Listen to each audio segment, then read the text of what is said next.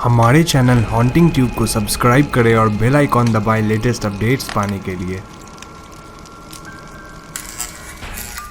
दोस्तों, आप सभी जानते ही होंगे कि हाल में डार्क सीजन 3 की अनाउंसमेंट वीडियो और ट्रेलर आ चुकी है and that was quite exciting. और ये सीज़न डार्क सीरीज़ की आखिरी सीज़न होने वाली है। अब क्योंकि ये पूरी सीरीज़ काफ़ी कंफ्यूजिंग है तो मैंने प्लान किया कि मैं आपको पहले 2 सीजन्स की एक बहुत ही क्विक समरी दे दूंगा ताकि आप 27 जून को रिलीज़ होने वाली डार्क सीजन 3 के लिए तैयार हो जाएं। ध्यान रहे कि ये बहुत ही बेसिक समरी है और इसे डीपली समझने के लिए आपको मेरी डार्क सीरीज पे बनाई हुई सारी वीडियोस देखनी होगी या फिर आप नेटफ्लिक्स पे जाके पूरी डार्क सीरीज ही देख सकते हैं। इसके अलावा मैं इस वीडियो में सीजन 3 के सारे ट्रेलर, अनाउंसमेंट वीडियो और टीजर्स की ब्रेकडाउन करने वाला हूँ ताकि हम सब मिलकर अनुमान लगा सके कि आखिर आगे या फिर पीछे क्या होने वाला है। So now with that said, let's roll the intro.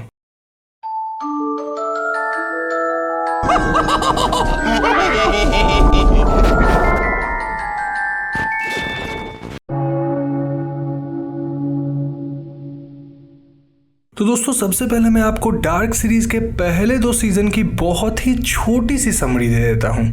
Dark series की कहानी विंडन शहर में बेस्ड है जहाँ कई फैमिलीज एक दूसरे से इंटरलिंक्ड है। इन फैमिलीज के इंटरलिंक्ड होने की वजह है टाइम ट्रेवल, जो कि कई लोग एक केव के थ्रू कर पाते हैं। हमने पहले 2 सीजन्स में प्राइमरली 3 टाइम साइकिल्स देखा है, which are 2019 to 2020, 1986 to 1987 and 1953 to 1954। इसके अलावा हमें 1920s की भी झलक देखने को मिली है। डार्क के 3 सबसे मेन कैरेक्टर्स हैं जोनस, क्लॉडिया और मार्था। जोनस, जो कि अपने पिता माइकल कैनवर्ल्ड के आत्महत्या के बाद एकदम टूट गया था, वो केव के थ्रू टाइम ट्रैवल कर पाता है and he comes to know कि उसके पिता और कोई नहीं बल्कि मिकेल थे, जो कि नील्सन फैमिली का एक यंगेस्ट किड था। इतना ही नहीं, जोनस मार्था को पसंद करता था और उसे आगे ये पता चलता है कि मार्था उसकी आंट है। अपने जर्नी के थ्रू जोनस खुद के फ्यूचरिस्टिक वर्जन से मिल पाता है जिसे हम स्ट्रेंजर जोनस के नाम से पुकारते थे, और उसे पता चलता है कि इन सब घटनाओं के पीछे एडम का हाथ है, जो कि और कोई नहीं बल्कि जोनस खुद है। एडम यहाँ किसी तरह की साइकिल कंप्लीट करने में लगा हुआ है और उसका कहना है कि अपोकलिप्स के बाद लास्ट साइकिल शुरू होगी, जिसके ठीक बाद there will be paradise, a world without time. अब यहाँ इस बेसिक स्टोरी लाइन के साथ ढेर सारी सब स्टोरीज, फैमिली रिलेशनशिप्स, ट्विस्ट्स और ना जाने कितनी डीप कॉम्प्लेक्सिटीज भरी है जिसको समराइज करना इतने छोटे में पॉसिबल नहीं है। So if you are one of दोस्त जिसे डार्क के बारे में कुछ नहीं पता, तो आप मेरी पुरानी सारी वीडियोस देख लीजिए, जिसका लिंक आपको डिस्क्रिप्शन में मिल जाएगा। अगर आपने ऑलरेडी डार्क देख रखा है लेकिन आप उसकी कहानी को कुछ हद तक भूल चुके हैं, तो ऐसे केस में भी इट्स बेटर कि आप मेरी वीडियोस को रिवाइज कर लीजिए। Now before concluding this summary, मैं आपको ये बताना चाहूँगा कि विंडन शहर में स्थित न्यूक्लियर पावर प्लांट के कारण ही गॉड पार्टिकल क्रिएट हो पाया, जिससे टाइम ट्रैवल किया जा सकता है। सीजन 2 के लास्ट में पूरा शहर काइंड ऑफ तबाह हो जाता है, लेकिन इससे पहले जोनस मारा जाता, मार्था उसे आकर बचा लेती है, जिसके पास एक फ्यूचरिस्टिक टाइम ट्रैवल डिवाइस थी। दिस सजेस्टेड कि डार्क में न केवल टाइम ट्रैवल बल्कि ऑल्टरनेट रियलिटी की कॉन्सेप्ट भी है, क्योंकि लास्ट सीन में दिखने वाली मार्था मोस्टली ऑल्टरनेट रियलिटी से थी। ऐसा मैं इसीलिए कह रहा हूं क्योंकि इस वर्ल्ड की मार्था को एडम ने मार डाला था। So now that I have given you a quick summary, let's get to the season 3 trailer breakdown. तो season 3 announcement वीडियो के स्टार्टिंग सीन में हम व्यूअर्स किसी इंसान को डार्क मैटर स्टेबलाइज करते देख पाते हैं, और यहाँ जिस स्टेबलाइजिंग मशीन का इस्तेमाल हो रहा है वो काफ़ी ओल्ड है और ऐसे स्टेबलाइजर को हमने पिछले 2 सीजन्स में नहीं देखा है। इसका मतलब ये कि या तो इस मशीन की मदद से एक इंसान ऑल्टरनेट वर्ल्ड में जा सकता है, या फिर ये काफ़ी पुरानी मशीन है, may be even before 1920s। आगे हमें ऑल्टरनेट रियलिटी वाली मार्था या फिर ऑल्ट मार्था दिखती है, और यहाँ हम व्यूअर्स को ऑल्ट मार्था की ऑल्टरनेट वर्ल्ड की झलक देखने को मिलती है। इसके बाद हम व्यूअर्स एक नए कैरेक्टर को देख पाते हैं जिसकी होठों पे एक स्कार है। अब ये नया कैरेक्टर कौन है ये तो हम में से किसी को नहीं पता, लेकिन मैं यहाँ आपको अपनी गेस जरूर बता सकता हूँ। दोस्तों, अगर आपको याद हो तो पहले 2 सीजन्स में हमने नोआ को देखा था, जो कि एडम के इशारे पे काम कर रहा था। नोआ अपने ही पास्ट वर्जन के साथ मिलकर काम करता था और यहाँ हम व्यूअर्स इस स्कार्ड लिप वाले इंसान के भी पास्ट और फ्यूचर वर्जन को उसके साथ देख पाते हैं। सो आई पर्सनली बिलीव कि ये बंदा ऑल्टरनेट रियलिटी में ठीक वही रोल प्ले कर रहा है जो कि हमारी रियलिटी में नोआ ने किया था। यानी कि ये बंदा किसी के लिए काम कर रहा है और वो किसके लिए काम कर रहा है वेल इसके बारे में मैं आपको ट्रेलर में आगे बताऊंगा। अब ध्यान रहे कि मेरी थियरी गलत भी हो सकती है and there are already many different theories about this on Reddit. Anyways हम इस स्कार्ड लिप वाले इंसान के बच्चे और बूढ़े वर्जन को देख पाते हैं और ये तीनों एडम के सिक मंडस लेयर में है जहाँ वो सभी मिलकर चीज़ों में आग लगाने लगते हैं। यहाँ हमें एडम की वॉइस ओवर सुनने को मिलती है जो कह रहा है कि हर कुछ एक साइकिल में होती है and this is going to be the last cycle.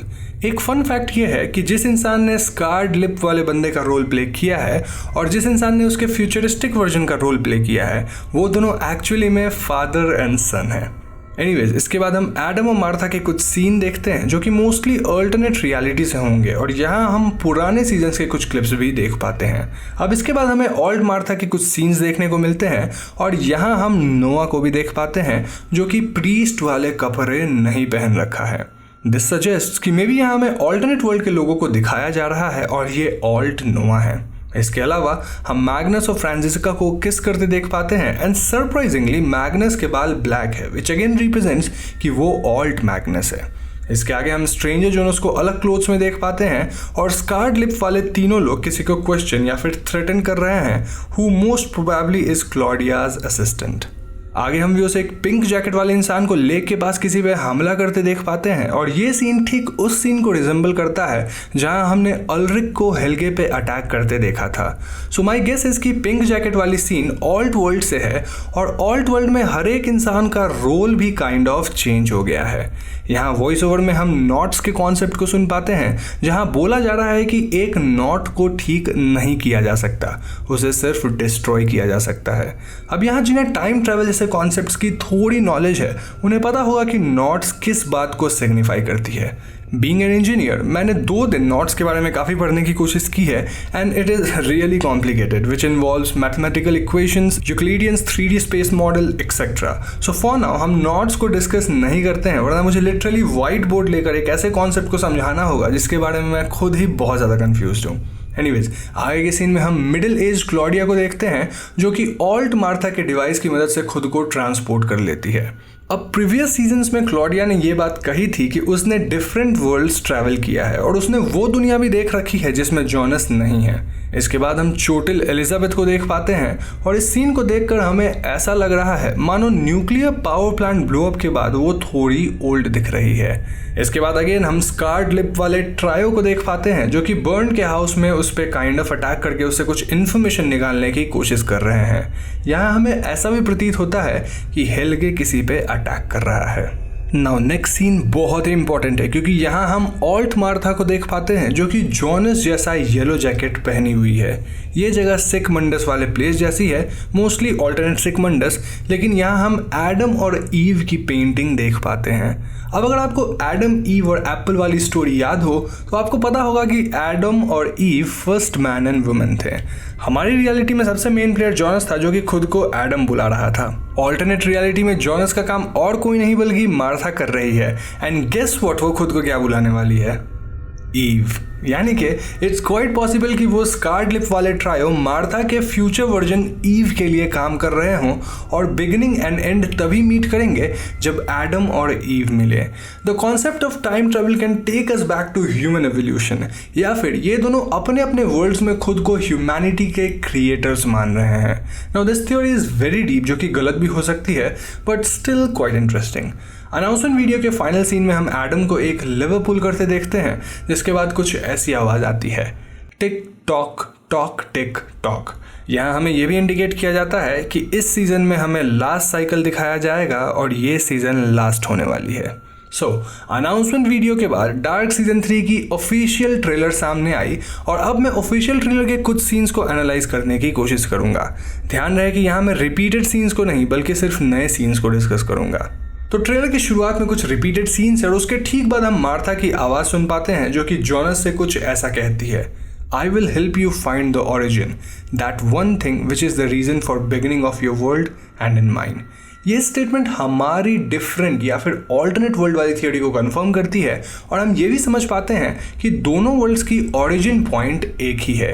यहाँ नोट करने वाली बात यह है कि ऑल्ट मार्था इन सारी चीज़ों को जॉनस से बेहतर जान रही है और उसके पास जो मशीन है वो जॉनस के वर्ल्ड के मुकाबले ज़्यादा एडवांस्ड है। इतना ही नहीं, जॉनस को सीजन 2 के एंड तक ऑल्टरनेट रियलिटी या फिर ऑल्टरनेट वर्ल्ड के बारे में कुछ पता भी नहीं था, लेकिन ऑल्ट मार्था ये बात जानती थी कि देयर आर टू वर्ल्ड्स जो कि आपस में इंटरलिंक्ड है विद द सेम ओरिजिन। यहाँ इन्फिनिटी का साइन भी काइंड ऑफ यही डिपिक्ट करता है, where these two circles depict two different worlds और इन वर्ल्ड्स की ओरिजिन एग्जैक्टली सेम है, just like a knot that is intertwined. आगे के सीन में हम व्यूअर्स मार्बल देख पाते हैं विथ डिफरेंट फैमिली ट्रीज और रिफ्लेक्शन में हम फिर से एडम और ईव की पेंटिंग देख पाते हैं। यहाँ हमें हैनो टॉबर का नाम भी सुनने को मिलता है जो कि और किसी का नहीं बल्कि नोआ का ओरिजिनल नेम है और हमें ये तो पता ही है कि नोआ की सिस्टर एग्नेस है। Now the most mysterious thing is that कि हमें यहाँ एग्नेस के हस्बैंड के बारे में कुछ भी नहीं बताया जाता, जबकि फैमिली ट्री में ही शोन जहाँ infinity symbol represents origin and Tronte as their child. तो मेरा मानना है कि एग्नेस के हस्बैंड का इस सीरीज में सिग्निफिकेंट रोल हो सकता है and he might be the scarred lip guy. Anyways, आगे की सीन में हम ऑल्ट मार्था को टाइम ट्रैवल करते देख पाते हैं और उसके कपड़ों से ऐसा लग रहा है मानो वो काफ़ी ओल्ड टाइम में है, may be like in 1920s। इसके ठीक बाद हम एक साइड बाय साइड शॉट देखते हैं जिसमें जॉनस और मार्था एक ही तरह से उठते हैं और इस सीन को देखकर कई लोगों का मानना है कि जॉनस ही मार्था है। Well, I do not believe in this, rather मेरा मानना है कि जो काम जॉनस अपने वर्ल्ड में कर रहा है वही सेम काम मार्था ऑल्टरनेट वर्ल्ड में कर रही है। ऑल्टरनेट वर्ल्ड में भी वो दुनिया है जिसे Claudia a world without Jonas बोल रही थी। मेरी ये बात आगे के सीन्स में कंफर्म भी हो जाती है क्योंकि हम ऑल्ट मार्था को ठीक जॉनस की तरह इधर उधर ट्रैवल करते देख पाते हैं। इसके बाद हम फिर से इन्फिनिटी सिंबल को देखते हैं और इस बार हम देख पाते हैं कि इन्फिनिटी को कैसे ड्रॉ किया गया है। इस ड्राइंग में ये बात भी क्लियर हो जाती है कि इस सिंबल की ओरिजिन एक है, although it represents to different world's. इसके अगले सीन में हम एलिजाबेथ को नोआ द्वारा दिए गए वॉच पकड़े देख पाते हैं जो कि शायद हमारे वर्ल्ड की पोस्ट अपोकैलिप्टिक टाइम है। ट्रेलर में आगे हम वापस से स्कार्ड लिप गाय के तीनों वर्जन को देख पाते हैं जो कि किसी चेयर पे बैठे इंसान से बात कर रहे हैं। This person might be Eve और Claudia, I can not really say, but what I can say is कि स्कार्ड लिप गाय इसी इंसान के लिए काम कर रहा होगा। इसके ठीक बाद हम रियल वर्ल्ड और ऑल्टरनेट वर्ल्ड के कैरेक्टर्स को साइड बाय साइड देख पाते हैं, लाइक कैथरीना, एलिजाबेथ, अल्रिक इत्यादि। यहाँ एक और छोटी सीन है जिसमें कुछ लोग मिलकर एक मशीन ऑपरेट कर रहे हैं और इन लोगों के बीच हम ऑल्ट मार्था को देखते हैं। एनीवेज, आगे के सीन में हम व्यूअर्स दो लोगों को रेडिएशन सूट पहने देखते हैं जो कि डार्क मैटर को काइंड ऑफ ऑपरेट कर रहे हैं। ये दोनों और कोई नहीं बल्कि एलिजाबेथ और शॉर्ले हैं जो कि लास्ट सीजन में एक दूसरे को टच करके रीयूनाइट हुए थे। आगे हम ऑल्ट मार्था को भी देख पाते हैं जो कि ठीक जॉनस की तरह येलो जैकेट पहन रखी है and she is riding A bike towards the power plant. यहाँ एक केव की सीन भी है और हमने अब तक इस वर्जन वाले केव को नहीं देखा है, विच इंडिकेट्स कि ये ऑल्ट वर्ल्ड का केव है। इसके बाद there are some quick shots जहां हम एडम और पीटर को देख पाते हैं। इसके अलावा हम किसी को एक डेड बॉडी बड़ी करते देखते हैं जो मेरे ख्याल से हेल्गे हो सकता है। इन सीन्स में ज़्यादा कुछ तो नहीं है लेकिन यहाँ की वॉइस ओवर कुछ ऐसी है, What if only one world can survive? A world without you. That's what you wanted. यानी कि यहाँ हमें हिंट दिया जा रहा है कि मे बी इन दोनों वर्ल्ड्स में से सिर्फ एक ही वर्ल्ड सर्वाइव कर पाए और एडम शायद अपने वर्ल्ड की कुर्बानी दे। इसके बाद अगेन वो हिटिंग सीन जहाँ एक blonde woman is hitting someone, then the pink jacket person and then Ulrich hitting Helge. Now again हम एक केव सीन देखते हैं जिसकी सेटअप डेजर्ट में है और इस केव से जॉनस और ऑल्ट मार्था निकल रहे हैं। यहाँ इनकी तरफ कोई आ रहा है विच माइट बी क्लॉडिया और Katharina, I can not really say. Then there is a depiction जो हमें बताती है कि 27 June 2020 is the beginning of last cycle, which apparently is my wife's birthday. यहाँ वॉइस ओवर में हम जर्नी एंड करने की बात को सुनते हैं, which makes me wonder कि क्या जॉनस खुद को सैक्रिफाइस करेगा। हम यहाँ एडम को देखते हैं और हम यहाँ एक वाइट हेयर वाली औरत को भी देखते हैं जिसके लिए वो स्कार्ड लिप वाला इंसान काम कर रहा होगा। Again this white heard lady can be Claudia और ईव। आगे हमें एक पावर प्लांट का शॉट देखने को मिलता है जिसमें शॉर्ले और अलेक्जेंडर रेड सूट्स में हैं, विच रिप्रेजेंट्स द ऑल्ट वर्ल्ड, और उनके पीछे हम गॉड पार्टिकल को देख पाते हैं। कुछ कट सीन्स में हम बार्थोज, ऑल्ट मार्था और जॉनस को देख पाते हैं जिसके बाद ट्रेलर खत्म हो जाती है। सो बेसिकली ट्रेलर को देखने के बाद ये बात कंफर्म हो जाती है कि हमें सीजन 3 में ऑल्टरनेट रियलिटी देखने को मिलेगी और इस ऑल्टरनेट वर्ल्ड में जॉनस वाला सारा काम मार्था कर रही है, who just might be Eve, Adam Eve. Now finally मैं आपके साथ डार्क ट्रायलॉजी वाली वीडियो के कुछ सीन्स को डिस्कस करूंगा एंड देन एंड में मैं आपको अपनी शॉर्ट प्रेडिक्शन भी बताऊंगा। सो ट्रायलॉजी वाली वीडियो में हम हेल्गे को देख पाते हैं जिसके ईयर्स की जगह आईज रूइंड है, यानी कि ऑल्टरनेट वर्ल्ड में हेल्गे के आईज पे अटैक किया गया होगा। इसके अलावा सीजन 2 के लास्ट सीन में शॉर्ले और एलिजाबेथ ने एक दूसरे को टच किया था, तो इट माइट बी पॉसिबल कि अब हम उनको साथ देखें। नाउ यहाँ मैं आपका ध्यान हैना की तरफ ले जाना चाहूँगा, जो अगर आपको याद हो तो 1953 में चली गई थी, जहाँ वो ईगॉन के साथ फ्लर्ट कर रही थी। लुक्स लाइक कि उन दोनों का अफेयर आगे बढ़ा और ईगॉन ने हैना को एक नेकलेस गिफ्ट किया with a coin as a pendant. Now ये कॉइन काफ़ी सिग्निफिकेंट है, क्योंकि अगर आपको याद हो तो जॉनस ने फर्स्ट सीजन में सेम कॉइन मार्था को दिया था जो कि उसे लेक के पास मिला था। फर्स्ट सीजन के उस सीन में बार्थोस कह रहा था कि देयर इज अ थ्योरी जिसके हिसाब से 1950s में एक औरत इस लेक में डूबकर मर गई थी। So if you connect the dots, mostly हैना ही इस लेक में मरी होगी जो कि 2020 से 1950s में गई, और उसी की कॉइन पेंडेंट जॉनस को लेक के पास मिली जो कि उसने मार्था को दिया। Now if we talk more about Hannah and Egon, तो उनका इलेजिटिमेट चाइल्ड और कोई नहीं बल्कि बोरिस नीलवॉल्ड हो सकता है। बोरिस नीलवॉल्ड वही जिसने अपना नाम अलेक्जेंडर रख लिया था और जो पावर प्लांट को 2020 में चला रहा था। इनफैक्ट अगर आप नीलवॉल्ड सरनेम को ब्रेक करते हैं तो आपको नील और वॉल्ड मिलेगा, जो कि नीलसन और कैनवॉल्ड फैमिली के नेम्स का पार्ट है। So it all kind of makes sense, और मैं इस थ्योरी को लेकर काफ़ी कॉन्फिडेंट हूँ, ऑल्दो ये गलत हो सकती है। ना अगर मैं चाहूँ तो मैं हर एक कैरेक्टर को इस तरह से ब्रेक डाउन करके उनकी फ्यूचर स्टोरीज को लिंक कर सकता हूँ, लेकिन उससे वीडियो घंटों लंबी हो जाएगी और आपको ढेर सारे पोटेंशियल स्पॉयलर्स मिल जाएंगे। मोर ओवर ये थियरीज कितनी सही हैं इसकी भी मैं कोई गारंटी नहीं ले सकता। सो इट्स बेटर फर्स्ट कि मैं इस ब्रेक डाउन को यहीं पे ख़त्म कर दूं और अब हम लोग एक बहुत ही हाई लेवल प्रेडिक्शन करते हैं। सो मेरा मानना है कि डार्क सीजन 3 में हमें ऑल्टरनेट रियलिटीज़ के साथ साथ एडम ईव की स्टोरी लिंक होती दिखेगी, which might signify the evolution of humanity. इन दो वर्ल्ड्स के बीच टकराव है और इनमें से शायद एक ही वर्ल्ड बचे जहां हमारी रियलिटी को एडम कंट्रोल करने की कोशिश कर रहा है, वहीं ऑल्ट वर्ल्ड को ईव कंट्रोल कर रही है, जो मेरे हिसाब से मार्था होगी। कुछ लोग क्लॉडिया को भी ईव मान रहे हैं and they might just be right.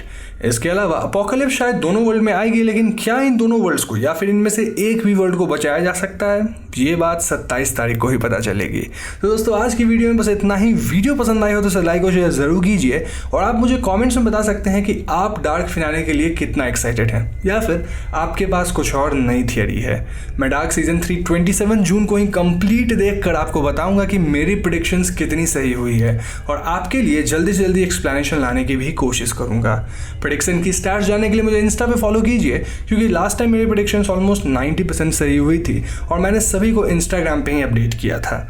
More over अगर आप मेरी डार्क सीजन 3 पे बनने वाली वीडियोस को मिस करना नहीं चाहते तो हमारे चैनल हॉन्टिंग ट्यूब को सब्सक्राइब करके बेल आइकॉन को जरूर दबा दीजिएगा, क्योंकि हम अपने चैनल पे ऐसी वीडियोस लाते रहते हैं। पीस।